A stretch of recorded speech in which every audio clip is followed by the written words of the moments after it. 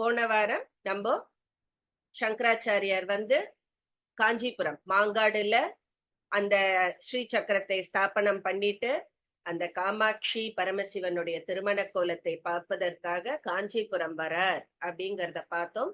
அந்த ஊர் ராஜாவை வந்து அந்த காஞ்சிபுரத்தையே ஸ்ரீசக்கர வடிவுல அத ஸ்தாபனம் பண்ணி அந்த பிந்து ஸ்தானத்துல கரெக்டா அந்த காமாட்சி கோவில் இருக்கிற மாதிரி அவரை அமைக்க சொல்றா. அதே மாதிரி அந்த மன்னனும் உடனே பண்றான். அவர் ஒரு கோவிலா அங்க காமாட்சி காஞ்சிபுரத்துல அவர் வர ஆரம்பிக்கிறார்.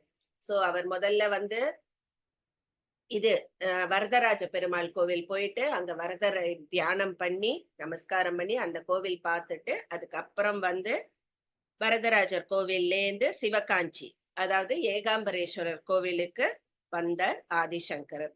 நடந்து வரும்பொழுதே அவருக்கு அப்பேற்பட்ட ஒரு பரவச உணர்வு பார்த்தோம். நம்ம இந்த இன்ட்ரடக்ஷன் கொடுத்துட்டு தான் போன வாரம் நிறுத்தினேன். சோ இப்ப அதுல இருந்தே அப்படியே கண்டினியூ பண்றேன்.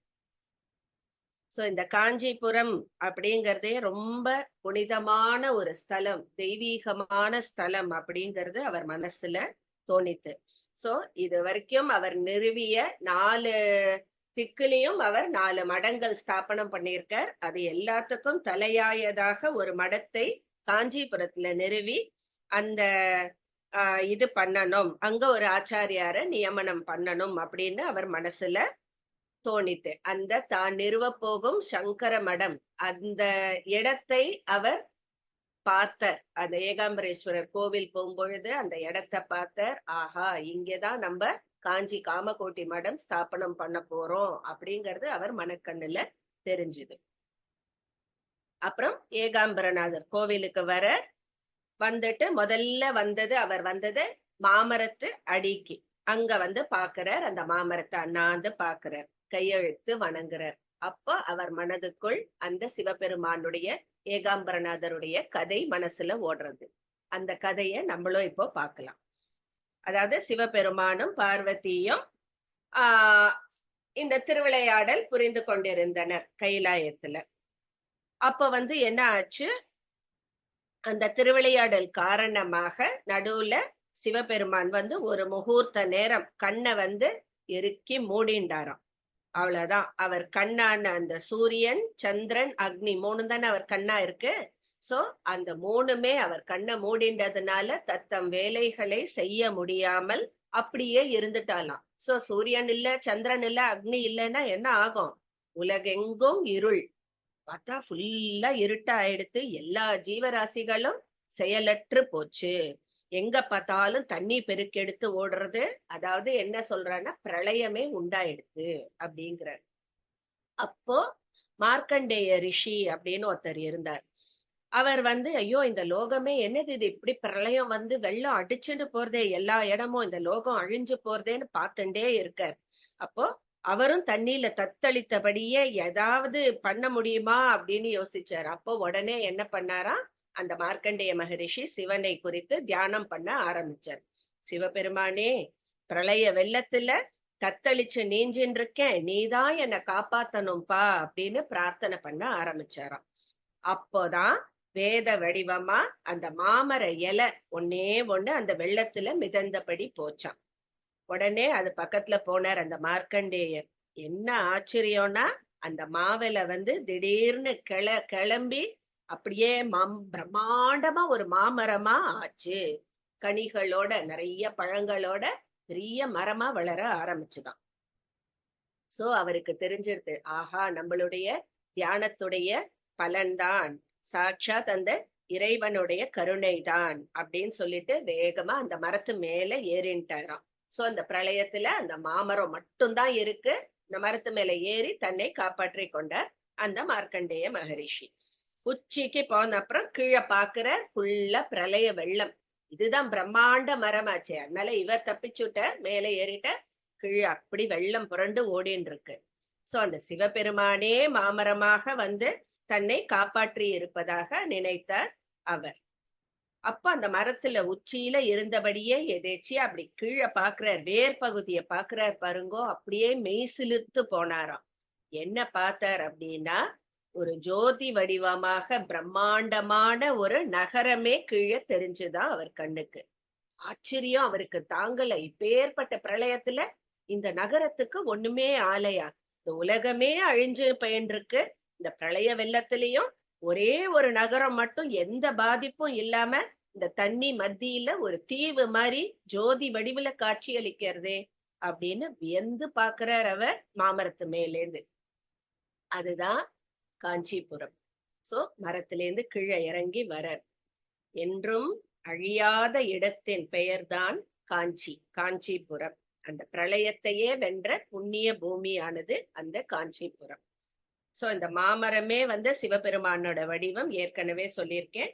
அவர்தான் அந்த மரத்துக்கு பீஜமா, அதாவது விதையா ஆகி அப்படியே அவ்வளோ பெரிய விருட்ச ரூபமா தரிசனம் தர. சோ அந்த ஏகாம்பரநாதர் கோவில்ல இருக்கிற அந்த மாமரம் சாட்சாத் அந்த ஏகாம்பரேஸ்வரரே தான். அதுல வளரும் அந்த மாம்பழங்கள் கனிகள்லாம் வேத வித்யாஸ்வரூபமா, அதுதான் ஞானப்பழம்னு சொல்லுவா இல்லையா, சாட்சாத் அந்த ஞானப்பழங்கள் தான் அதுல விளையிருக்கு அப்படின்னு. சோ இதுதான் ஏகாம்பரநாதருடைய கதை. அண்ட் அந்த காஞ்சிபுரத்துடைய ஒரு ஸ்பெஷாலிட்டி, இந்த பிரளய காலத்துல இந்த லோகமே அழிஞ்சுன்னு இருக்கும் பொழுதும் இந்த ஸ்தலம் மட்டும் எந்த பாதிப்பும் இல்லாம, அப்படின்னா எப்பேற்பட்ட ஒரு பவர் இருக்கும், எப்பேற்பட்ட ஒரு கடவுளின் இது ஈர்ப்பு இருக்கும் அந்த இடத்துலன்னு பாருங்க. சோ இந்த கச்ச ஏகாம்பரருடைய கதைய மனசுல நினைச்சுட்டே இருந்தார் ஆதிசங்கரர். உடனே தரிசிக்க கர்ப்ப கிரகம் போனார் ஏகாம்பரநாதரை பாக்குறதுக்கு. அங்க ஏற்கனவே நான் போன வாரமே சொன்ன மாதிரி அந்த லிங்கம் பார்த்தேன்னா லேசா சாஞ்ச உருவுல இருக்கும் ஏகாம்பரநாதர். சோ அவரை பார்த்த பரவசம் அடைஞ்சார் ஆதிசங்கரர். நமஸ்காரம் பண்ணினர். ரொம்ப நேரம் கண் மூடி அங்க தியானம் பண்ணினர். அப்போ ஒரு சீடன் கேக்குறானா, ஏகாம்பரநாதருடைய வடிவம் மட்டும் ஏன் இப்படி வித்தியாசமா இருக்கு அப்படின்னு. எதுக்காக அவர் இங்க வந்தார் ஏகாம்பரநாதர், அத பத்தி சொல்லுங்கோ குருவே அப்படின்னு சொல்லிட்டு சொல்றார். இப்போ ஆச்சாரியார் சங்கரர் சொன்னார், என்னது எதுக்காக இங்க வந்தாரா? என்னத்துக்கு வரப்போறார்? நம்ம காமாட்சியை திருமணம் புரியத்தான் இங்கே வந்தார் அப்படின்னு சொல்லிட்டு இப்போ அந்த கதையும் பார்ப்போம். எப்படி ஏகாம்பரநாதர் காமாட்சியை திருமணம் செய்தார் அப்படின்னு சொல்லிட்டு அந்த கதையும் இப்போ நம்ம பார்க்க போறோம். இன்னைக்கு பாருங்க, பிரதோஷம். நம்ம அழகா சிவனுடைய கல்யாண காட்சியை கண்ணால காண போறோம். இதெல்லாம் பெரிய பெரிய பாக்கியமா நான் நினைக்கிறேன். ஒரு சமயம் என்ன ஆச்சு, பார்வதி தேவி விளையாட்டா ஒரு காரியம் பண்ணா. என்ன அப்படின்னா, சிவபெருமான் அமர்ந்து இருக்கும் பொழுது அவருக்கு தெரியாம பின்னாடியில இருந்து அவருடைய கண்ணை இறுக்கி மூடினர். என்ன, நம்ம எல்லாம் கண்ணாமூச்சி ஆடுறோம் இல்லையா, அந்த மாதிரி கண்ணை மூடினாராம். ஆனா நடந்தது என்ன? விளையாட்டு இல்லை, விபரீதம். ஏன்னா ஈசனுடைய 3 கண்களும் மூடப்பட்டு விட்டன. அப்ப என்ன ஆச்சு, உலகத்துல இருக்கிற எல்லா உயிரினங்களும் எல்லாமே கருமை நிறமாக போயிட்டான். சோ அம்பாளே பார்த்தேன்னா தங்க நிறத்துல தகதகன்னு இருப்பா, பார்த்தா அப்படியே கருப்பு நிறமா ஆயிட்டாலாம் அம்பாளே. திடுக்கிட்டு கண் விழிச்சு பாக்குறா பார்வதி தேவி. அந்த கைய டக்குன்னு உடனே விலக்கினா. But that was too late. Already அவ கருப்பா ஆயிட்டா. தன் உடல் கருமையாக மாறி இருப்பதை பார்த்து மனம் ரொம்ப வருந்தினாள். அப்போ சொல்றா, ஈஸ்வரா, தகதகன்னு தங்கம் மாதிரி இருக்குமே என் மேனி இப்படி மாறிடுத்தே, என்ன காரணம் அப்படின்னு கேட்கும்போது சிவபெருமான் சொல்றா, தேவி, இது கருமை நிறம் இல்ல, இந்த லோகத்துல இருக்கிற ஜீவராசிகள் அனைவரின் பாவ மூட்டை தான் இது, அதனுடைய இதுதான் வெளிப்பாடுதான் இது அப்படின்னு சொல்றாளாம். பார்வதி அப்படியே துடிச்சு போயிட்டாலாம். இந்த பாவச்சுமையிலேருந்து நான் எப்படி விடுபடுவேன், எப்படி, நீங்களே சொல்லுங்கோ அப்படின்னு சொல்றா. அப்போ சொல்றா, நீ இது மாதிரி காஞ்சிபுரத்துல போய் என்னை குறித்து தவம் செய். நான் அங்க காஞ்சியுடைய மாமரத்தோட அடியில லிங்க உருவுல இருப்பேன். அந்த லிங்கத்தை நீ வழிபட்டு வருவாயாக அப்படின்னு சொன்னாலாம். அப்போ நான் ஒரு நாள் உனக்கு காட்சி தந்து உன்னை திருமணமும் அங்கே செய்து கொள்வேன். அந்த வினாடியே பார்த்தேன்னா உன்னுடைய கருமை நிறம் எல்லாம் விலகி வழக்கமான தங்க நிறத்தோடு நீ ஜொலிக்க ஆரம்பிப்ப அப்படின்னு சொல்லி அம்பாள்கிட்ட சொன்னாலாம். உடனே அம்பாளும் அதே மாதிரி புறப்பட்டு காஞ்சியில அந்த மாமரத்தடிக்கு போயிடுறா. நேரம் தவறாம அவளும் சிவபெருமானை வழிபட்டு தவம் புரிந்து வந்தாள். பண்ணிட்டே இருக்கும் பொழுது ஒரு வாட்டி தவம் புரிஞ்சுட்டே இருக்கா. தினமும் அவ எப்ப வருவா சிவன் அப்படின்னு சொல்லிட்டு அவ பாட்டுக்கு அவளுடைய வேலையை பண்ணிட்டே வந்தா. டெய்லி தவம் பண்ணிட்டு வந்தா. ஒரு நாளைக்கு பார்த்தா ஒரு பெரிய வெள்ளம் பார்வதி தேவியை நோக்கி பாய்ந்து ஓடியபடி வந்தது. பேர்பட்ட வெள்ளம். யார் அது? ஏது இந்த பெரிய வெள்ளம்? யாரு அப்படின்னா வெறும் சிவபெருமானுடைய வடிவம் தான் அது. சோ பெரிய பிரளயம் மாதிரி வானுயர வந்துதான் அந்த வெள்ளம். அவ்வளவுதான். அத பார்த்த உடனே பார்வதி தேவி நடுங்கி போயிட்டா. அந்த வெள்ளம் வந்து பார்வதி தேவியை பிரவாகமா நெருங்கி கொண்டு வந்திருந்தது. அம்பாள் கதறினாளாம். ஏன்? அவ உயிருக்கு பயந்தா அவ கதறா? இல்லவே இல்ல. தனக்கு ஏதாவது ஆனாலும் கவலை இல்ல. தாம் பூஜித்து வந்த அந்த மணல் லிங்கம் வந்து ஏதாவது ஆயிடுமோ அப்படின்னு. ஏன்னா மாமரத்தடியில மணல் லிங்கம் அமைத்து டெய்லி அவ அதுக்குதான் பூஜை பண்ணின்னு வரா. சோ நான் போறத பத்தி எனக்கு கவலை இல்லை. ஐயோ அந்த மணல் லிங்கத்துக்கு ஏதாவது ஆயிடுமோ, கரைஞ்சுடுமோ அப்படின்ற பயம். இப்படி ஒரு பிரளயம் மாதிரி இப்படி தண்ணி வருதே, நான் எப்படி இதை காப்பாத்துவேன் அப்படின்னு பதறின்னு இருக்கா. ஈஸ்வரா அப்படின்னு கத்திண்டு என்ன பண்றா, தன்னோட 2 கையால அந்த சிவலிங்கத்தை மார்போடு எருக கட்டி தழுவி கொண்டாள். அந்த வினாடியே பார்வதி தேவியுடைய கருமை நிறம் மறைஞ்சு திருப்பியும் அந்த பொன்னிறம் வந்தது.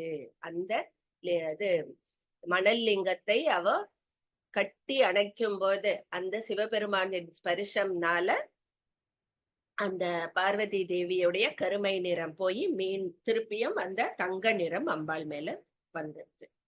சோ சிவபெருமான் பார்வதிக்கு காட்சி தந்தார். அங்கேயே சொல்ற, நான் உன்னை திருமணம் செய்து கொள்ள போகிறேன் இந்த இடத்துல அப்படின்னு சொல்லிட்டு சொல்றாளாம். அவ்வளவுதான். அங்க வந்து சிவகணங்கள் வரா, ரிஷிகள் வரா, பார்வதி பரமேஸ்வரனுடைய அழகை கண்டு வியந்து உங்களை நாங்கள் திருமண கோலத்தில் தரிசிக்க விரும்புகிறோம் அப்படின்னு சொல்லிட்டு வேண்டுகோள் வைக்கிறா. உடனே என்ன பண்ற, சிவபெருமான் வந்து விஷ்ணுவை அழைச்சு எங்கள் 2 பேருக்கும் திருமணம் நடக்க ஏற்பாடு செய்யுங்கோ அப்படின்னு. சோ மாங்காட்டுல அவர் தான் சொன்னார், பார்வதி நீ வந்து இங்க தவம் புரியிற, அதனால இது அந்த ரொம்ப ஒரு உக்கிரமான தவமா இருக்கு. அதனால நம்ம காஞ்சிபுரத்துல போய் நான் உன்னை திருமணம் செய்திக்கிறேன்னு சொன்னார் இல்லையா. சோ அதுதான் இப்போ நிறைவேற போறது. எங்க 2 பேருக்கும் திருமணம் ஏற்பாடை செய் அப்படின்னு சொல்லிட்டு மகாவிஷ்ணு கிட்ட சொல்றார். உடனே மகாவிஷ்ணு என்ன பண்றார், எல்லா தேவர்களையும் அழைச்சுண்டு தேவலோகத்துக்கு போய் திருமணத்துக்கு வேண்டிய உடைமை எல்லாம் பூக்கள் எல்லாத்தையும் கொண்டு வான்னு சொன்னான். எல்லாருக்கும் ஒரு ஆசை. உடனே அவர் சிவபெருமான் பார்வதிய திருமண காட்சியை பார்க்கணும்னு ஆசை. உடனே போய் எல்லாத்தையும் கொண்டு வந்துட்டார். அந்த காஞ்சிபுரம் நகரமே அவ்வளோ அழகா அலங்காரம் பண்ணினாலாம். வேத ஆகம முறைப்படி 9 நாட்கள் திருவிழா நடந்தது. 10வது தினம் உத்தர நாளில் சிவபெருமானான ஏகாம்பரநாதரை பார்வதியான காமாட்சி தேவி திருமணம் செய்து கொண்டாள். 2 பேரும் திருமண மேடையில அமர்ந்தாலும் மங்கள வாத்தியம் சம்மனு முழங்கிறது, மந்திர கோஷம் ஒரு பக்கம் ஒலிக்கிறது. மகாவிஷ்ணுவும் மகாலட்சுமியும் அவளுக்கு திருமணம் செய்து வைக்க ஆரம்பித்தார்கள். லக்ஷ்மி என்ன பண்றா, தன்னுடைய திருக்கரத்தால் பால் ஊத்தரா. ஏகாம்பரேஸ்வரர் பாதத்தை விஷ்ணு வந்து அலம்பினார். அதாவது தன்னுடைய தங்கையை வந்து கன்னிகாதானம் பண்ணி கொடுக்கிறாரு இல்லையா. சோ விஷ்ணு வந்து அந்த பாத பூஜை பண்ணாரா சிவபெருமானுக்கு. சொல்லும் போதே I don't know, I feel very கண் முன்னாடி தெரியறது அந்த காட்சி. அதுக்கப்புறம் வந்து ஏகாம்பரநாதருடைய திருக்கரத்தின் மீது அந்த காமாட்சியுடைய திருக்கரத்தை வைத்து மந்திர நீர் வார்த்தார். அப்புறம் எல்லா நாதங்களும் முழங்கின, வாத்தியங்கள் எல்லாம் சங்கு துந்துபி எல்லாம் முழங்க அந்தணர்கள் மந்திரம் ஓத பிரம்மா ஹோமத்தீயை வளர்த்தார். சுப முகூர்த்த நேரத்துல அந்த காமாட்சி தேவியுடைய திருக்கழுத்துல ஏகாம்பரநாதர் திருமங்கல்யத்தை அணிவித்தார்.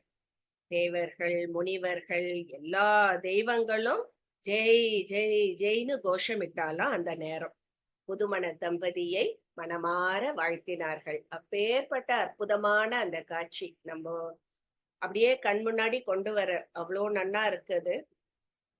இத வந்து ஆதிசங்கரர் இத எல்லாத்தையும் அவர் மனக்கண்ணுல திருப்பியும் காண்றாரு. ஏன்னா அவருதான் சாட்சாத் சிவபெருமானுடைய அவதாரம் இல்லையா? அங்க வந்து நின்ன உடனே இந்த கதைய வந்து சீடர் கேக்குறார், எதுக்காக இங்க ஏகாம்பரநாதர் வந்தார் அப்படின்ன உடனே இந்த ஏகாம்பரநாதர் காமாட்சி கல்யாணத்தை முழுக்க அவள்கிட்ட சொல்லி முடிச்சார். சோ அந்த இடத்துல நின்னுண்டு ஜெகத்குரு மனதிற்குள் காமாட்சி ஏகாம்பரேஸ்வரரோட திருமண காட்சி அவர் கண் முன்னாடி அப்படியே ஓடித்தான். சோ அவரும் பரவச நிலையில் இருந்தார் அந்த நேரத்துல. அந்த நேரத்துலதான் அந்த பரவசத்தோட அற்புதமான ஒரு ஸ்தோத்திரம் பாடினார். என்ன ஸ்தோத்திரம்? நம்ம எல்லாருக்கும் பரிச்சயமான சிவ பஞ்சாட்சர ஸ்தோத்திரம். नागेन्द्रहाराय त्रिलोचनाय भस्माङ्गरागाय महेश्वराय नित्याय शुद्धाय दिगम्बराय तस्मै नकाराय नमः शिवाय. அது சிவ பஞ்சாட்சர ஸ்தோத்திரம். 5 அக்ஷரம், பஞ்ச அக்ஷரங்களுக்கும் 5 ஸ்லோகங்கள் கொண்ட ஒரு அற்புதமான ஸ்தோத்திரம். அத வந்து அவர் பாடினாராம். அந்த நேரத்துல கண் திறந்து திருப்பியும் ஏகாம்பரநாதரை தரிசனம் பண்ணிட்டு வெளியில வந்த ஜெகத்குரு ஏகாம்பரநாதர் கோவில்ல இருந்து வெளியில வந்துட்டார். அங்கேருந்து வந்துட்டு எல்லாரும் அங்க எல்லா மக்கள்லாம் ஆச்சாரியர் தானே போனா பின்னாடியே கூட்டம் போகும் இல்லையா? அப்ப எல்லா பொதுமக்கள் பக்தர்கள் எல்லாரும் வந்துட்டு அவரை காமாட்சி அம்மன் ஆலயத்துக்கு வாங்கோ, நீங்க கண்டிப்பா அங்க வரணும் அப்படின்னு கெஞ்சினாலாம். ஏன், எதுக்கு கெஞ்சினா அப்படின்னா, அங்க வந்து தேவி வந்து உக்ர கோலத்துல இருந்தாளாம். யாருமே கிட்ட போய் தரிசனம் பண்றதுக்கே பயந்தாளாம். அம்பாளோட கோபம் எங்கேயாவது நம்மளை அழிச்சுடுமோ அப்படின்னு ஒரு பயம். என்ன பண்றதுன்னு தெரியல, என்ன காரணம்னு தெரியல, தவிச்சா எல்லாரும் கலங்கி போனாலாம். அப்போ ஆச்சாரியார் சொன்னாலாம், பயப்படாதீங்கோ, இந்த காலத்துல நீங்க எல்லாம் வந்து வைதிகத்தை இது பண்ணாத அனுஷ்டிக்காம இருக்கிறதுனால அந்த காமாட்சி சினத்துடன் காணப்படுகிறாள். நீங்கெல்லாம் வந்து இந்த மத ஆசா பசங்கள்ல எல்லாம் விழுந்து வைதிக கிரமங்கள்லாம் சரியா பண்ணாம இருந்ததுனால்தான் காமாட்சி இவ்வளவு கோபமா இருக்கா. நான் வந்து அவளை சமாதானப்படுத்துறேன், கவலைப்படாதீங்கோ அப்படின்னு சொல்றார். மடமடன்னு வேகமா நடந்து போறாராம். போயிட்டு அந்த துவஜஸ்தம்பத்தை தாண்டி அம்பாளுடைய கர்ப்ப கிரகத்தை நோக்கி ஓடினார். கிட்டத்தட்ட ஓடிதான் போனார் அவர், அவ்வளோ வேகமா. சோ ஊருக்கே கோவமா காட்சி தர அந்த காமாட்சி சங்கரருக்கு போய் அப்படி தரிசனம் தருவாளா? சங்கரர் அவருடைய செல்ல இது இல்லையா? அதனால கருணை கண்களுடன் ஆச்சாரியாலை பார்த்தாள் அன்னை காமாட்சி. இவரும் மெய்சிலிர்த்து போனார், வணங்கினர். பத்மாசினியே, அவருக்கு பார்த்த உடனே பரவசம் தாங்கல. பத்மாசினி சதுர்புஜையே, ராஜராஜேஸ்வரி, ஸ்ரீ வித்யா பரமேஸ்வரி, சகல கலாவல்லி, காலச்சக்கரஸ்வரூபிணி, திரிபுர சுந்தரியே, மூல சக்தியே, ஆதிசக்தியே, ஆத்மசக்தியேன்னு பரவசத்துல அப்படி அம்பாளை புகழாரம் சூட்டி பிரார்த்தனை பண்ண ஆரம்பிச்சாராம் ஆதிசங்கரர். அவளும் அவ்வளோ ஒரு பிரகாசத்தோட, அவளை பாக்குறதுக்கு அழகா தலையில வந்து சந்திர சூடாமணி மகுடம், அப்புறம் கையில பாசம் அங்குசம் கோதண்டம் கரும்பு வில் எல்லாம் கையில, காதுல சூரிய சந்திரனைய தோடா அணிந்து சிவப்பு பட்டாடையோட நவரத்ன ஆபரணங்களோட அலங்காரங்களோட செய்யப்பட்டு அவளை பார்த்தாலே எல்லா மங்களங்களையும் ஒரு ரூபமா எடுத்தா எப்படி இருக்கும் அந்த மாதிரி இருக்கா. கழுத்துல அவ்வளோ அழகான திருமாங்கல்யத்தை தரித்து கம்பீரமாக காட்சி அளித்தாள் அந்த காமாட்சி. திருமாங்கல்யம்னு சொன்ன உடனே எனக்கு அந்த லலிதா சஹஸ்ரநாமத்துல வருமே, காமேஷபத்த மாங்கல்ய சூத்ர சோபித கந்தரா, அதான் ஞாபகம் வருது. இந்த கழுத்துல ஜல் ஜல்னு அந்த காமேஸ்வரர் கட்டின திருமாங்கல்யம், அதோட பாக்கிறதுக்கு அவ அவ்வளோ அழகா இருக்கா. கழுத்துல நிறைய நறுமண மாலைகள், அழகுக்கு அழகு சேர்க்கிறது எல்லாம். ரெண்டு பக்கமும் பார்த்தா லக்ஷ்மி சரஸ்வதி ரெண்டு பேரும் சாமரம் வீசின்னு இருக்கா. இந்த காட்சிய கண்ணார கண்டாராம் ஆதிசங்கரர். அப்புறம் அம்பாளை பார்த்து சொல்றா. ஏன்னா மத்தவாளுக்கெல்லாம் தான் உக்ரமா அவ கண்ணு காட்சி அளிக்கிறா. இவர் போன உடனே கருணை கட்டாட்சம் தான் இவர் மேல பட்டுதான். உடனே இவர் கேக்குறார், அம்மா தாயே, மக்கள் எல்லாம் வைதீக காரியத்துல பற்று குறைந்துட்டா அப்படிங்கறதுனால நீ எவ்வளோ மனசு வருந்திருந்தா இந்த மாதிரி கோபமா காட்சி தருவ? கூடாது தாயே, உன் கோபம் இந்த காஞ்சியை பொசுக்கி விடாதா? வேண்டாம் தாயே அப்படின்னு உருகி பிரார்த்தனை பண்ணிட்டாராம் ஆதிசங்கரன். காலடியில் அவதரித்து இத்தனை நாட்கள் ஆகியும் ஏன் என்னை தரிசிக்க உனக்கு இத்தனை தாமதம்? அதாவது இவர் மனசுல காஞ்சி காமாட்சி திருப்பியும் பதில் சொல்ற மாதிரி இவருக்கு ஃபீல் பண்றாரு.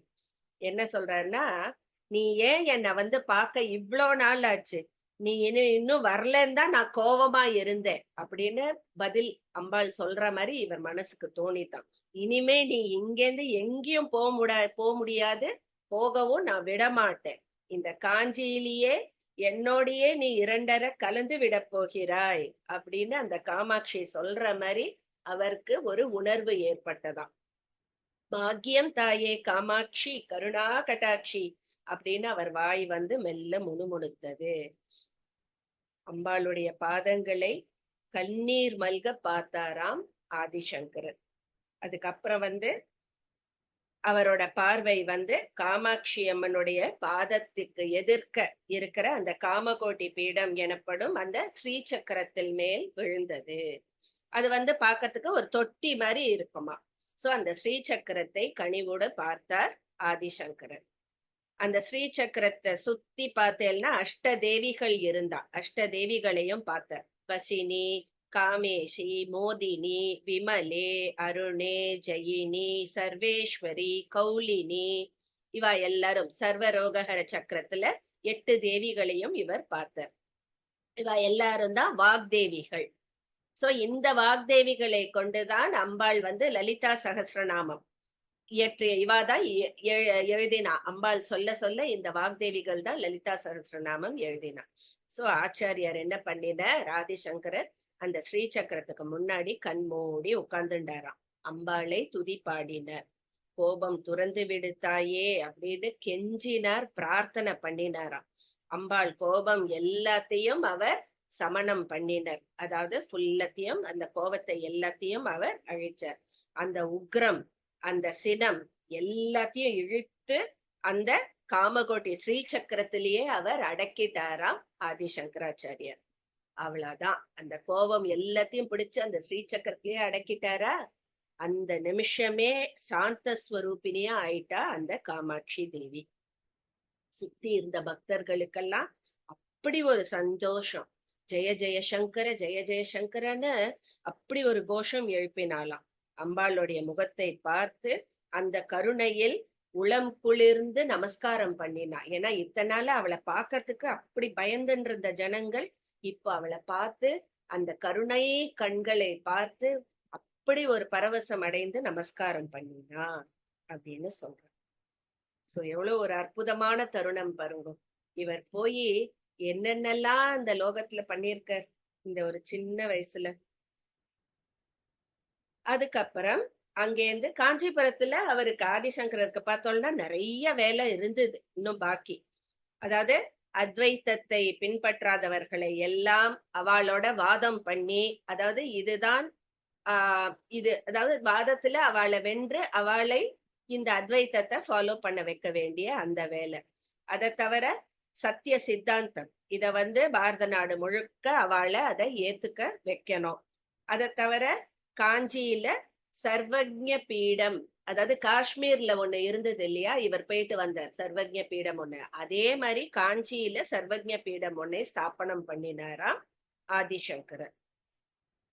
சோ இந்த காஞ்சியில அவர் அங்க அதை ஸ்தாபனம் பண்ணிட்டு, காஞ்சிபுரத்துல பார்த்தோம்னா அந்த நேரம் நிறைய புத்த மதத்தினர் ஜெயினர்கள்லாம் நிறைய பேர் இருந்தாலாம். சோ அவளோட எல்லாம் வாதம் புரிந்து எல்லாம் பலவித அறிஞர்கள் வேற வேற நாட்டுல இருந்தெல்லாம் வரா. அவ எல்லாரையும் வாதம் பண்ணி அவளை நம்ம அத்வைத்த போதனம் அவளுக்கு ஏற்கும்படி செய்தார் ஆதிசங்கரர்.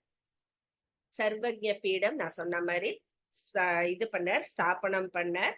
அந்த சர்வஜ பீடத்துல ஏறி ஞான சிங்கமாக ஒளிவிட்டு பிரகாசித்தார் ஜெகத்குருவான ஆதிசங்கரர். அந்த சர்வஜ பீடத்துல தானே ஏறி அமர்ந்தார். அவ்வளவுதான். அத பார்த்து மக்கள் அவ்வளோ பரவசமானார்கள். ஜெய ஜெய சங்கர ஹர ஹர சங்கர, ஜெய ஜெய சங்கர ஹர ஹர சங்கர, ஜெய ஜெய சங்கர ஹர ஹர சங்கர அப்படின்னு அந்த கோஷம் பாட்டுக்கு பக்தர்கள் எல்லாம் அவ்வளோ சந்தோஷம் அவளுக்கு. ஆர்ப்பரிப்புடன் ஆச்சாரியரை போற்றி வணங்கினார்கள் அப்படின்னா. சோ இத பாக்குற மேலேந்து பாக்குற தேவர்களும் அங்கேந்து மலர் மாறி பொழிந்தனர். அற்புதமான காட்சி. இந்த அப்போ இருந்த அந்த காஞ்சி மக்கள் எவ்வளோ கொடுத்து வச்சவா பாருங்கோ, எவ்வளோ பாக்கியசாலி அவ எல்லாம். இப்பேற்பட்ட ஒரு அற்புதமான ஒரு காட்சிய அவ நேர்ல பாக்குற அந்த பாக்கியம் கிடைச்சது பாருங்க அவளுக்கு.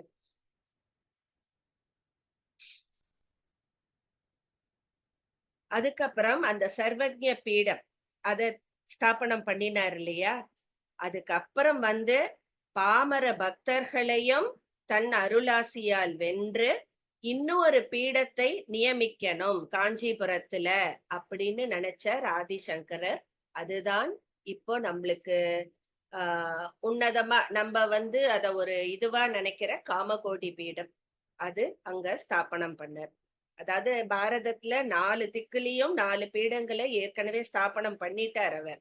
அந்த 4 பீடங்களுக்கும் கர்ப்ப கிரகம் மாதிரி காஞ்சியில காமகோடி பீடத்தை நிறுவினார் ஆதிசங்கரர்.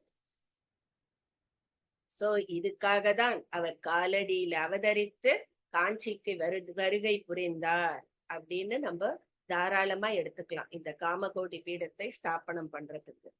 காமகோட்டி கேட்கும் பொழுதே எவ்வளவு அற்புதமா இருக்கு பாருங்க. அது காமாட்சியின் திருநாமம் இல்லையா. சோ இந்த ஆசைகள் யாவும் முற்று பெறும் சரணாகதி பீடமாக இருந்தது அந்த காமகோட்டி பீடம். அதுல ஆதிசங்கரர் சரஸ்வதியாக எழுந்தருளி ஞான செங்கோல் ஓச்சினார் அப்படின்னு சொல்ற. அதுக்கப்புறம் அவர் கையில கொண்டு வந்த பஞ்சலிங்கங்கள் சிவபெருமான் கொடுத்தா இல்லையா. அதுல 4வது லிங்கம், 3 லிங்கம் ஏற்கனவே பார்த்துட்டோம். ஒண்ணு நேபாளத்துல, ஒண்ணு கேதார்நாத்ல, ஒண்ணு சாரதா பீடத்துல 3 லிங்கங்கள் இது பண்ணிட்டார். 4வது லிங்கமான யோகலிங்கம், அந்த லிங்கத்தை அங்க பிரதிஷ்டை பண்ணாராம். சந்திரமௌலீஸ்வர லிங்கம் அங்கதான். அதுதான் இன்னைக்கும் நம்மளுக்கு பூஜை நடந்துட்டு இருக்கு காமகோட்டி பீடத்துல. சந்திரமௌலீஸ்வர பூஜை டெய்லி நடக்கிறது இல்லையா. சோ அதுவும் இவர் ஸ்தாபனம் பண்ணினார் அந்த இடத்துல. யோகம் அப்படின்னா என்ன அர்த்தம்? இணைப்பது அப்படின்னு அர்த்தம். எதை இணைப்பது? நம்ம ஜீவாத்மாவை பரமாத்மாவோட இணைப்பது. அதுதான் அந்த யோகலிங்கம் பண்ணும். சோ அந்த யோகலிங்கத்தை பூஜை பண்ணினார். அந்த பாக்குறதுக்கு இந்த பூஜையை சாட்சாத் அந்த பரமசிவனை பூஜை பண்ற இந்த அழகை பார்க்க அந்த காஞ்சிவாசிகள் தான் எப்பேற்பட்ட பாக்கியசாலிகள், எவ்வளோ புண்ணியம் செஞ்சிருக்கணும் அவா இல்லையா.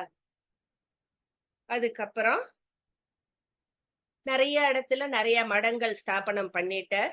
நிறைய உத்தமமான சீடர்களையும் நியமித்துட்டார் அந்தந்த பீடத்துக்கு தலைவரா ஆச்சாரியால. இப்போ நடுநாயகமாக காஞ்சியிலேயே திகழ்ந்தார் ஜெகத்குரு ஆதிசங்கரர். இந்து மடமும் அவர் நினைச்ச மாதிரியே தழைத்து வளர்ந்தது. அவருடைய ஞான திருத்தொண்டு கிட்டத்தட்ட பூர்த்தியாகும் நிலையில் உள்ளது. ஆச்சாரியாருக்கு வயதும் 32 கரெக்டா முடிஞ்சது. இறைவனிடம் அவர் இணையும் நாள் நெருங்கித்து. கைலாயத்துல சிவபெருமானா அந்த குளிர்ல அமைதியா பல நாட்கள் இருந்தார். அதுக்கப்புறம் காலடியில் அவதாரம் எடுத்து இந்த பாரதம் முழுக்க கால் கடுக்க நடந்து முடிச்சாச்சு. வந்த வேலை என்ன? அத்வைத போதனம். அதையும் நாடு முழுக்க பரப்பியாச்சு. அதை தவிர பலவித உபன்யாசங்களும் பண்ணியாச்சு, பலவித பாடல்களும் எழுதியாச்சு, ஏராளமான நூல்களும் பாஷ்யங்களும் எழுதியாயிடுத்து, பூஜை புனஸ்கார முறைகளையும் கத்து கொடுத்தாச்சு. இனிமே வந்த காரியம் முடிஞ்சாச்சு. திரும்பி விட வேண்டியதுதான் என்று நினைத்தார் ஆதிசங்கரர். கரெக்டா அவருக்கு வயது அப்போ 32. மெதுவாக என்ன பண்ணார், தன்னுடைய பணிகள் எல்லாத்தையும் கொஞ்சம் கொஞ்சமா குறைச்சுட்டே வந்தாராம் ஆதிசங்கரர். எல்லார்கிட்டையும் அவ்வளோ அன்பொழுக பேசினார். எல்லா சந்தேகங்களும், யார் வந்தாலும் என்ன சந்தேகம் கேட்டாலும் புன்முறுவலோடு அத்தனையும் தீர்த்து வைத்தார். அவருடைய இந்த நடவடிக்கை எல்லாம் பார்க்கும் பொழுது சீடர்களுக்கும் தெரியறது, காரணம் என்ன ஏதுன்னு எல்லாருக்கும் புரிஞ்சுது. அவளுக்கு ஒரு இனம் புரியாத சோகம் அவளுள்ள பற்றி கொண்டது. ஏன்னா தெரிய போறது, இன்னும் கொஞ்ச நாள்ல அவர் நம்மளை விட்டு பிரிய போறாருங்கிறது தெரியறது. ஏன்னா அவருடைய இந்த நடவடிக்கை செயல்கள் எல்லாம் அந்த மாதிரிதான் இருந்தது. அதுக்கப்புறம் ஒரு நல்ல நாள்ல சுரேஸ்வரர் இருந்தார் இல்லையா, அதாவது மண்டன மிஸ்ரர் தான் சுரேஸ்வரரா வந்தார், இவரோட சீடரா ஆனார். அவரை காஞ்சி காமகோட்டி பீடாதிபதியா நியமிச்சார் ஜெகத்குரு ஆதிசங்கரர்.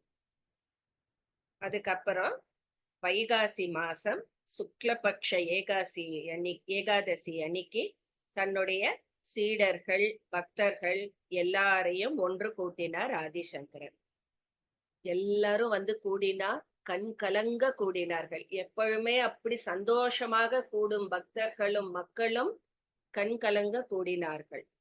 கடவுளே கடவுளை பூஜித்தது மாதிரி அந்த சந்திரமௌலீஸ்வரரை சங்கரர் பூஜித்த அந்த காட்சியை இனிமே நம்மளால காண முடியாதே அப்படின்னு அத்தனை பேரும் வருந்தினார்கள்.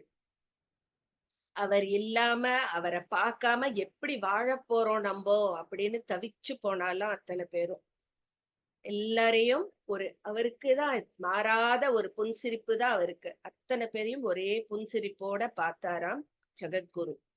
அவருடைய கடமைகள், ஒவ்வொருத்தருடைய கடமைகளை வலியுறுத்தணும். அவளுக்கு வாழ்நாள் முழுவதும் தான் உபதேசித்து அருளிய தத்துவங்கள் எல்லாத்தையும் அப்படியே ஒரு வெண்ண மாதிரி திரட்டி 5 பாடல்களா அவர் பாடினார். ஒரு ஸ்தோத்திரம்.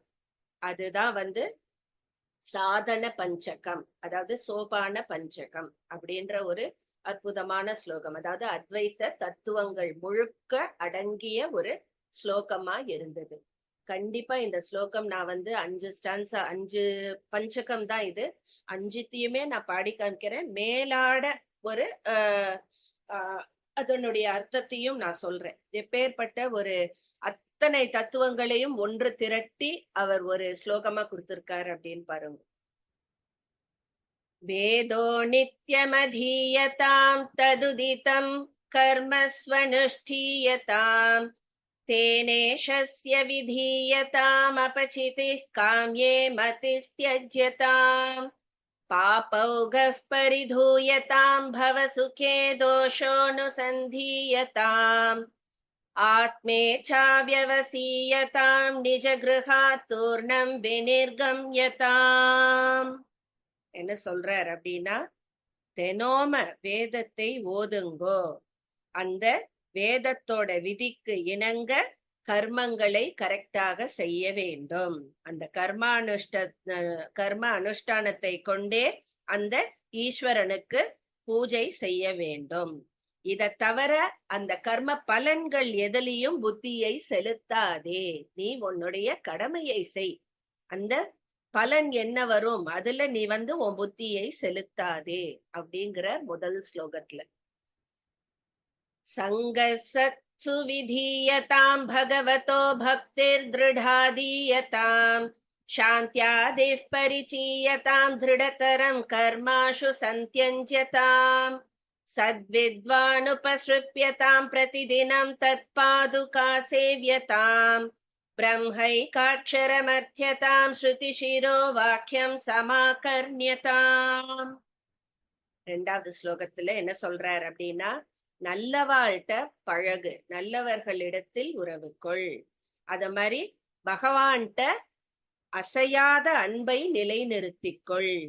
அது மாதிரி உத்தம குணங்களை தீவிரமாக பழகிக் கொள்ளுங்கள், புலன்களை அடக்கு அப்படின்னு சொல்றார். அதாவது வேதத்துடைய முடிவு என்ன? அந்த பரம்பொருள் தான் இல்லையா? அந்த பரம்பொருளை உபதேசிக்கும் அந்த வாக்கியங்கள் இருக்கு இல்லையா, வேதத்தோட எண்விய வாக்கியங்கள் என்ன, ஒவ்வொன்றுத்துக்கும் அகம் பிரம்மாஸ்மி, அப்புறம் என்ன தத் சத்து, இதெல்லாம். சோ அந்த இதெல்லாம் புரிஞ்சுண்டு அறிஞ்சுக்கோ, அதாவது ஜீவாத்மாவும் பரமாத்மாவும் ஒண்ணுங்கிறதை அறிந்து கொள், அதற்கான முயற்சியை செய் அப்படின்னு சொல்றார். 3வது ஸ்லோகம். வாக்யார்த்தஸ்ச விசார்யதாம் ஸ்ருதிஷிரः பக்ஷः சமாஸ்ரீயதாம் துஸ்தர்காத் சுவிரம்யதாம் ஸ்ருதிமதஸ்தர்கோऽனுசந்தீயதாம் பிரம்மாஸ்மீதி விபாவ்யதாம் ஹரஹர்கர்வः பரித்யஜ்யதாம் தேஹேஹம் அதிருஜ்யதாம் புதஜனைர்வாதः பரித்யஜ்யதாம். என்ன சொல்றார் அப்படின்னா, வீண் தர்க்கவாதம், அதாவது தேவையில்லாத வாதங்கள்ல ஈடுபடாதீங்கோ. அது மாதிரி அந்த வேதத்துடைய முடிவான அந்த பரம்பொருளை அடைவதற்கு துணையாக இருக்கும் நியாயமான காரணங்களை மற்றும் ஆலோசி, தேவையில்லாத இந்த வாதம், விதண்டாவாதம், இது எதுவுமே தேவையில்லை அப்படின்னு சொல்றார். அந்த எங்கும் இருக்கும் அந்த பரம்பொருள் தான் நம்ம உடம்பிலும் நான் அப்படின்ற அறிவு பொருளா இருக்கு அப்படிங்கிற அந்த உண்மையை இடைவிடாமல் மனதில் நிறுத்திக்கொள் அப்படின்றார். அதுக்கப்புறம் சொல்ற ஒரு முக்கியமான பாயிண்ட், நான் ஞானவான் அப்படிங்கிற அந்த கர்வத்தை அறவே ஒழிக்க வேண்டும். எனக்கு எல்லாம் தெரியும் சொல்லுவா பாருங்க நிறைய பேர், அது எனக்கு நல்லா தெரியும். ஆஹா, உனக்கு என்ன தெரியும், கற்றது கைமண் அளவு கல்லாதது உலகளவுன்னு சொல்லுவார் இல்லையா, அதுதான். நான் ஞானவான், நான் புத்திசாலி அப்படிங்கிற கர்வத்தை அறவே ஒழி அப்படிங்கிற, இந்த உடல் தான் நான் அப்படிங்கிற அந்த எண்ணத்தையும் நீ விட்டுவிடு. அது மாதிரி இன்னொன்னு சொல்ற, படித்த மேதாவிகளோடு வாதம் செய்ய கூடாது அப்படின்னு சொல்ற. அடுத்தது 4வது ஸ்லோகம். ஒவ்வொன்னும் பாருங்க அப்படியே ரத்தனமா இருக்கு, ஒவ்வொரு அதுக்கும் ஸ்லோகம் 5 ஸ்லோகம் கொடுத்திருக்க. 4வது பார்ப்போம். क्षुद्व्याधिश्च चिकित्स्यताम् प्रतिदिनम् भिक्षौषधम् भुज्यताम् स्वाद्वन्नम् न तु याच्यताम् विधिवशात् प्राप्तेन सन्तुष्यताम् शीतोष्णादिविषह्यताम् न तु वृथा वाक्यम् समुच्चार्यताम् औदासीन्यमभीप्स्यताम् जनकृपा नैष्ठुर्यमुत्सृज्यताम्.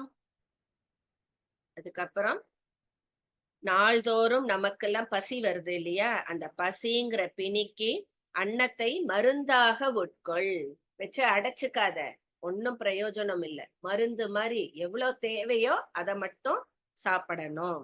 ருசியுள்ள உணவை தேடாதே அப்படின்னு சொல்றார். அது மாதிரி தானா கிடைச்சதை வச்சு சந்தோஷப்படணும்.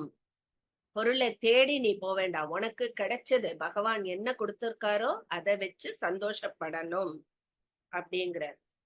அது மாதிரி நிறைய இந்த இதெல்லாம் வருது இல்லையா நம்மளுக்கு இடையூறுகள் வாழ்க்கையில. இப்ப இந்த இதெல்லாம் எடுத்துக்கோங்க, இப்போ ஒரு புயல், வெள்ளம், அது மாதிரி குளிர், உஷ்ணம், இந்த மாதிரி மாறி மாறி வர அந்த இடைஞ்சல்களை எல்லாம் பொறுமையாக மேற்கொண்டு பொருட்படுத்தாமல் இருக்க வேண்டும். அடுத்தது ரொம்ப பிரமாதமான இது, பொறுமையை மேற்கொண்டு பொருட்படுத்தாமல் இருன்னு சொல்றார் இல்லையா. அடுத்தது பிரமாதமான ஒரு இது, பயனில்லாமல், என்ன கேட்டுக்கோங்க, பயனில்லாமல் ஒரு வார்த்தை கூட வாயிலேந்து வெளிவராதபடி ஜாக்கிரதையாக இருக்க வேண்டும். நீ பேசுற ஒவ்வொரு வார்த்தைக்கும் ஒரு அர்த்தம் இருக்கணும். தேவையில்லாத பேச வேண்டாம் அப்படிங்கிறார். எல்லாத்தையுமே சொல்லிட்டாரு பாருங்க, இந்த 5 ஸ்லோகத்துல எல்லா விஷயத்தையுமே சொல்லிட்டாரு. அது மாதிரி எந்த விஷயத்திலும் பற்றற்ற நடுநிலையை விரும்பு அப்படிங்கிற. அது மாதிரி இந்த லோகம் உன்னை தூற்றினாலும் சரி போற்றினாலும் சரி எதையுமே மனதில் வாங்கிக் கொள்ளாதே. அத்தனை அத்வைத்த தத்துவங்களை ஒன்று திரட்டி ஒரு அழகா ஒரு சின்ன இதுவா ஒரு ரெடி ரெக்கனர்னு சொல்வாளே அந்த மாதிரி ஒரு கைடா கொடுத்திருக்காரு பாருங்க, பேர்பட்ட ஒரு இது. லாஸ்ட் ஸ்லோகம். ஏகாந்தே சுகமாஸ்யதாம் பரதரே சேதஸ் சமாதீயதாம் பூர்ணாத்மாசு சமீக்ஷ்யதாம் ஜெகதிதம் தத்பாதிதம் திருஷ்யதாம் प्राकर्म प्रविलाप्यतां चितिबलान्नाप्युत्तरैश्लिष्यताम् प्रारब्धं त्विह भुज्यतामथ परब्रह्मात्मनास्तीयताम्. உயர்வினும் உயர்வான அந்த பொருளிடம் சித்தத்தை லயிக்கச் செய். அந்த ஆத்மாவை அந்த பரிபூர்ண நிலையில் பார் அப்படிங்கிறார். இந்த பிறவியுடைய இன்ப துன்பங்களை சந்தோஷத்தோட ஏற்று அனுபவித்து விடு அப்படிங்கிறார். இதை எல்லா வினைகளையும் கடந்து நீ வந்தால் நீயே பரம்பொருளாக ஆய்விடுவாய். பாத்தீங்களா எவ்வளவு சிம்பிளா முடிச்சிட்டார் பாருங்க. அத்தனை தத்துவங்களையும் அவ்வளோ அழகா சேர்த்து ஒரு கண்டென்ஸ்டு வெர்ஷனா நம்மளுக்கு கொடுத்துட்டார். கடைசியில எல்லாத்தையும் சொல்லி இதெல்லாம் நீ பின்பற்றி தாண்டி வந்தேனா நீயே பரம்பொருளா ஆயிடுவ. இந்த ஜீவாத்மா வேற பரமாத்மா வேறங்கிற அந்த இது இல்லாம நானே பரமாத்மாங்கிற அந்த உணர்வு வந்துடும் அப்படின்னு சொல்லி கணீர்னு குரல்ல இந்த 5 பாட்டையும் பாடினார் ஆதிசங்கரர். எல்லாரும் அப்படி மனசு உருகி கேட்டாலாம் அங்க வந்தவா எல்லாரும். இந்த பிறவியின் இன்ப துன்பங்களை சந்தோஷத்தோட ஏற்று அனுபவித்து விடு அப்படின்னு அந்த ஆச்சாரியார் சொன்னார் இல்லையா? அப்படி சொன்ன அந்த ஆச்சாரியாரின் இன்ப முகத்தை இனிமேல் பார்க்க முடியாதே அப்படின்னு துன்பப்பட்டார்கள் அங்கு கூடியிருந்த மக்கள். அந்த வலியை அவர்கள் அப்படி அனுபவித்தார்கள். அப்புறம் ஏற்றும் கொண்டார்கள். அந்த நடமாடும் தெய்வமான ஆதிசங்கரரை வணங்கினார்கள். அப்ப ஆதிசங்கரருக்கு மனசுல ஒண்ணு தோணித்தான், இன்னும் ஒரே ஒரு கடமை பாக்கி இருக்கே அப்படின்னு. அது என்ன கடமை அப்படின்னா, பஞ்சலிங்கங்கள் கொண்டு வந்தார். 4 லிங்கங்கள் ஸ்தாபனம் பண்ணியாச்சு. 5ஆவதா ஒரு லிங்கம் இருக்கே, அதுதான். அதை எங்க ஸ்தாபிப்பது? சிதம்பரம். சிதம்பரத்தை பத்தி அவர் மனசுல ஓடின்னு இருந்ததுதான். காஞ்சிபுரம் எப்படி மையஸ்தானமோ இந்த உலகத்துக்கு, சிதம்பரம்ங்கிறது இதயஸ்தானம் இல்லையா? சோ அந்த கடமை ஒண்ணு பாக்கி இருக்கு. அந்த பஞ்சலிங்கங்கள்ல பாக்கி இருந்த அந்த மோக்ஷலிங்கம், இங்க யோகலிங்கம் பண்ணிட்டார் இல்லையா, மோக்ஷலிங்கத்தை சிதம்பரத்துக்கு அனுப்பி வைத்தார் ஆதிசங்கராச்சாரியார் அங்க ஸ்தாபனம் பண்றதுக்காக. மெல்ல எழுந்து நடந்தார் சங்கரர். கூட்டத்துக்கு ஆசி கூறினார். பக்தர்கள் எல்லாம் ஜெய ஜெய சங்கர ஹர ஹர சங்கர, ஜெய ஜெய சங்கர ஹர ஹர சங்கர, ஜெய ஜெய சங்கர ஹர ஹர சங்கர, ஜெய ஜெய சங்கர ஹர ஹர சங்கர. பானத்தை பொழக்கிறது சத்தம், பக்தர்கள் கூட்டம். இந்த ஜெய ஜெயசங்கர சத்தம். வருண பகவானுக்கு மட்டும் ஆசை இருக்காதா ஆச்சாரியரை பார்க்கணும்னு? மழை பிச்சு உதறது மழை அந்த நேரத்துல. வாயு பகவான் மட்டும் சும்மா இருப்பாரா? காத்து வேற பலமா அடிக்கிறது அந்த நேரத்துல. அந்த ஞான குருவை பார்ப்பதற்கு பஞ்சபூதங்களும் போட்டி போட்டு கொண்டு அங்கு வந்தன. பக்தர்கள் எல்லாம் பின்னாடியே மௌனமா தொடர்ந்து போறார். அந்த சங்கரர் காஞ்சி காமாட்சி அம்மன் கோவிலுக்குள் நுழைந்தார். அம்மன் சன்னதிக்கு நுழைஞ்சார். கர்ப்ப கிரகத்தை அடைந்தார் ஆச்சாரியர். அங்க சகல தேவதைகளும் அவருக்காக காத்திருந்தார்கள். அந்த ஸ்ரீ சக்கரம் அவரை வரவேற்றது.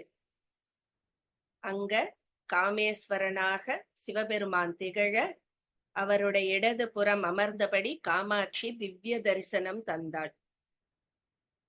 பார்த்துட்டே இருக்கார் ஆதிசங்கரர். அவருக்கு இது எல்லாம் அவர் கண்ணுக்கு தெரியறது. அந்த ஸ்ரீ சக்கரம், பரமேஸ்வரர், பக்கத்திலேயே காமாட்சி, எல்லாரும் தெரியறது. அந்த அற்புதமான காட்சியை பார்த்த சங்கரர் அவருடைய கண்கள் பணித்தன. நம்மளுக்கு இப்ப இருக்கிற மாதிரியேதான். அப்போ அவர் அங்க கண்ட ஒரு காட்சி, அதாவது அவர் அந்த பார்த்த அந்த காட்சியையும் கடைசியில ஒரு ஸ்லோகமா திரிபுர சுந்தரி வேத பாதஸ்தவம் அப்படின்னு ஒரு ஸ்தோத்திரமா எழுதினாராம். அதை தன் தேனினும் இனிய குரலில் ஸ்தோத்திரமும் பாடினார் ஆச்சாரியர். பாடி முடிச்சதும் ஈசனும் தேவியும் ஒருவருக்குள் ஒருவர் ஐக்கியம் உருவதை கண்ணால கண்டார். இதெல்லாம் அவருக்கு பகவானுக்கு கண்ணுக்கு தெரியற அந்த காட்சி இதெல்லாம். சோ அத பார்த்து உருகி போனார் ஆச்சாரியார். அந்த ஏக வஸ்து ரெண்டு பேரும் இரண்டும் ஒன்றாக கலந்துட்டா, காமேஸ்வரனும் காமேஸ்வரியும். அந்த ஏக வஸ்துவில் இவரும் கலந்து போக துவங்கினார். அந்த ஒளி, தாயே வணங்குகிறேன், அம்மா வணங்குகிறேன் அப்படின்னு புறப்படுற அங்கேந்து கர்ப்ப கிரகத்துக்குள் அந்த ஒளி நுழைந்தது. காமாட்சியினுடைய வடிவத்திற்குள் இரண்டர கலந்து கரைந்து போயிற்று, மறைந்து போயிற்று அந்த ஜோதி. மறைந்து போயிடுத்துன்னு சொல்லவே முடியாது. ஆதிசங்கரருக்கு எங்க மறைவு உண்டா? கிடையாது. இந்த 32 வயதுக்குள் புதிய உலகத்தையே படைத்த அந்த மகானுக்கு எங்கேயாவது அழிவுங்கிறது ஒண்ணு இருக்கா? கிடையவே கிடையாது. தினோம இந்த பக்தர்கள் முன்னாடி தினோம வந்து நிற்கும் சிவபெருமான் தானே அவர். ஞான துறவி இல்லையா அவர்? ஒவ்வொரு மனுஷனோட இதயத்திலும் நித்தம் அந்த தாமரை மலர் புன்னகைத்து கொண்டுதான் இருக்கிறது. நம்ம பாடும் ஸ்தோத்திரங்களின் மூலமும் அவருடைய அருள்மொழிகளின் மூலமும் இந்த அத்வைத்தத்தின் மூலமும் அவர் இன்னும் வாழ்ந்து கொண்டேதான் இருக்கிறார். நம்ம எல்லாரையும் அரவணைத்து கொண்டுதான் இருக்கிறார். நம்ம அனைவரையும் ஆசீர்வதித்து கொண்டுதான் இருக்கிறார். ஜெய ஜெய சங்கர ஹர ஹர சங்கர, ஜெய ஜெய சங்கர ஹர ஹர சங்கர, ஜெய ஜெய சங்கர ஹர ஹர சங்கர, ஜெய ஜெய சங்கர ஹர ஹர சங்கர, ஜெய ஜெய சங்கர ஹர ஹர சங்கர, ஜெய ஜெய சங்கர ஹர ஹர சங்கர.